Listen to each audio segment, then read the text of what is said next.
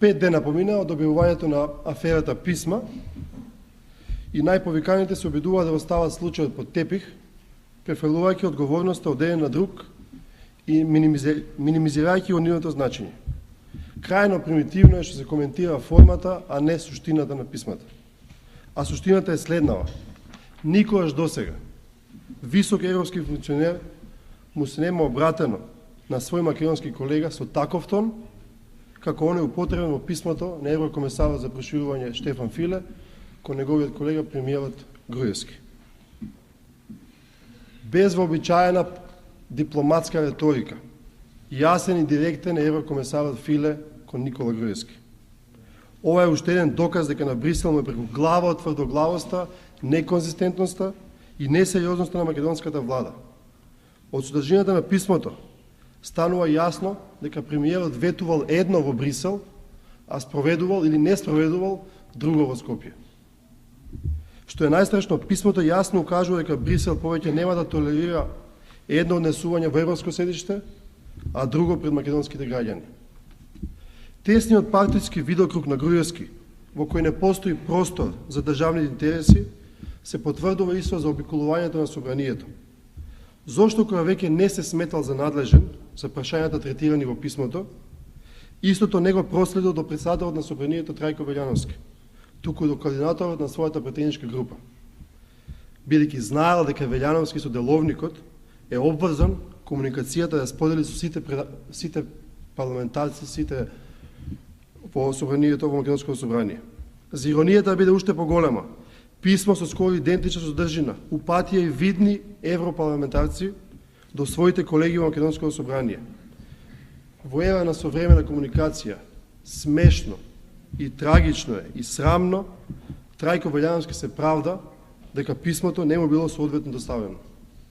Вистината е дека писмото е 10 дена сокриено од парламентарците и целокупната македонска јавност, бидејќи со неговата содржина се побиваат сите аргументи на ВМРО ДПМН во донесувањето на ваков неевропски закон за антидискриминација. И што е епилогот од аферата писма? За прв пат европските представници упатуваа дека Македонија сериозно застранила од почитувањето на европските вредности. Прашањето кое сега со право се поставува е дали Никола Груевски сака земјата да биде дел од европското семејство. Попусто тоа го повторува како мантра, кога не го спроведува во пракса. Доколку Груевски има алтернативно сценарио, време е тоа да го соопшти на македонската јавност, особено бидејќи повеќе од 90% од македонските граѓани се за европската приказна, за европската агенда, за Европската унија. Поведението на Груевски ВМРО ДПМН го допре дното. Последните случувања се школски пример на кое место на листата на приоритети на Груевски се наоѓа Европската унија и доказ дека тој бесрамно го руши угледот на Македонија. Затоа, наместо да брка рейтинг дома, нека се занимава малку со неговиот личен, а со тоа и рейтингот на земјата на Европската унија. Благодарам, поведете прашање.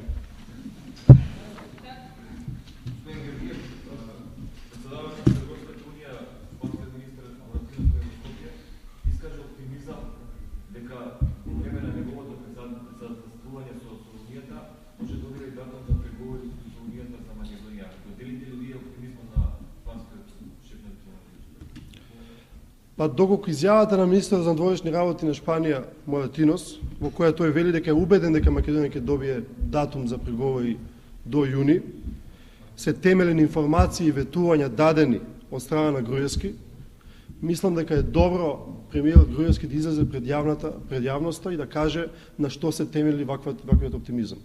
Друга причина и друго објаснување не гледаме.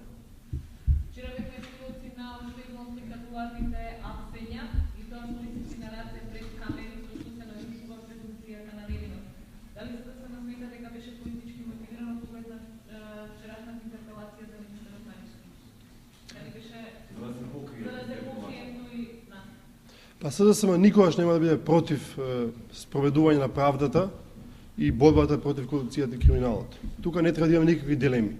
Но тајмингот вчерашен на такво спектакуларно апсење очигледно беше со една заднина се покрие лошата или катастрофалната работа на еден од најкатастрофалните министри во историјата на Македонија. И затоа мислам дека тој тајминг е прилично прецизно избран од страна на ВМРО-ДПМН. Наша друга загриженост е како ќе се спроведува целиот овој процес, бидејќи сведоци сме до сега, земете во случајот Змиско око, да кажеме, каде што многу од тие случаи кои што беа процесуирани всушност не видоа завршница или нема доволно докази. Така да времето ќе покаже, реков, ние сме за секакво справување со криминална корупција, но ако и ова испадне уште една од големите фарси на премиерот Груевски и неговата влада, ќе биде општо разочарување. Има уште нешто? Фала.